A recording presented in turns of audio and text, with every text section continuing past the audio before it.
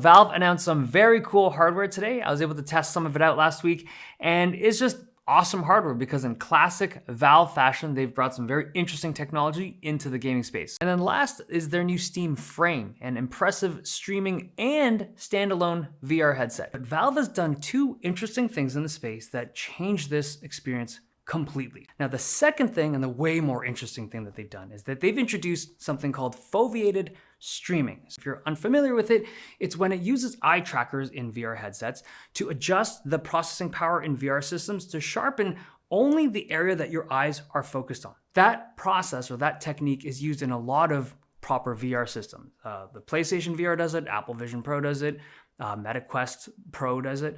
It's just like a very efficient way to use that processing power to make sure that you're only rendering what you're actually focusing on, to make that thing that you're looking at as clear as possible. Okay, the same idea, but slightly different when it comes to the foveated streaming. It is adjusting or boosting the streaming bitrate in the spot that you're looking at, and it lowers the streaming bitrate in the rest of the scene. And since you're only looking at like 10% of the image at a time, it can allocate a lot of streaming bandwidth to just the thing that you're focused on and make that part of the image look really good. And you would think that you would be able to spot this. Like, it's so fast, so you don't have to get the developer involved, and it works with every game that's on Steam out of the box with the image quality and responsiveness of a wired connection.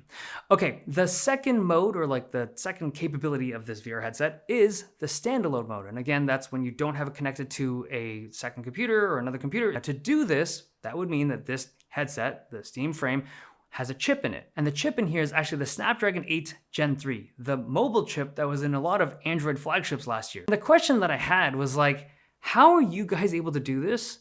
Like, make a game, an x86 game, run on ARM in Linux, when Windows, like Microsoft Windows, has been struggling with this forever. And the response was simply like, okay, when you control the stack, like you can control the OS, you can control the driver, you can control the instruction set, a single person can attack all three things to fix something in a day, versus Microsoft, where they have to have like 4 or 5 different teams to coordinate, which is a lot harder.